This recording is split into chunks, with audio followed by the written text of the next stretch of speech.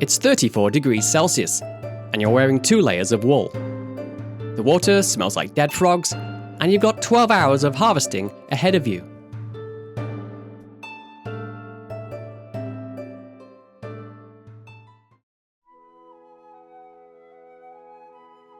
Let's start with the obvious.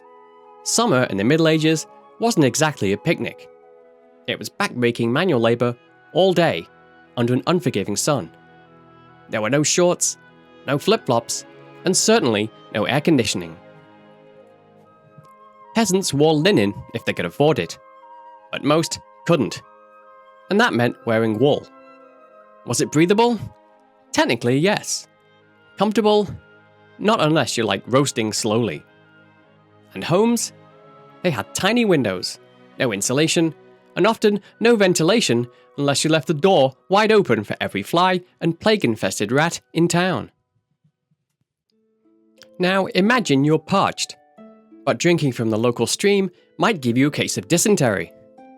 Wells existed, but they weren't always clean. The rivers doubled as public toilets, laundry stations, and occasionally dumping grounds. Refreshing. So what did they drink? Ale. And lots of it.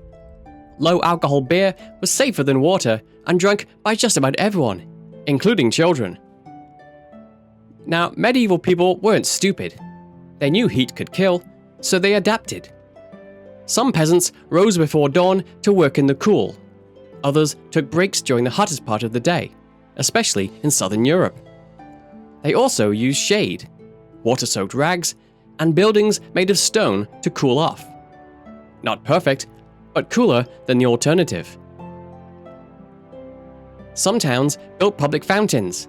Richer homes might have a cistern or even a cold cellar carved into the rock.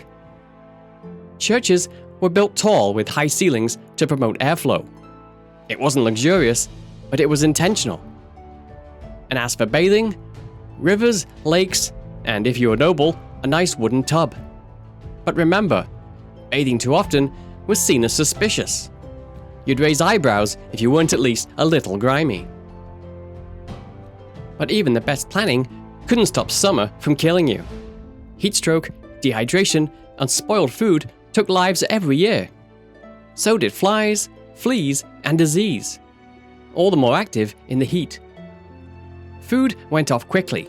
Meat had to be salted or smoked, and vegetables were pickled. And if your storage failed, you could lose more than just your dinner. So how did anyone survive? A mixture of routine, resilience, and a healthy fear of bad water. People adapted where they could and suffered through the rest. So the next time you complain about a heat wave, remember, you could be barefoot in a field, in a wool tunic, and praying that the beer you're about to drink hasn't gone sour. Thanks for watching, and stay hydrated.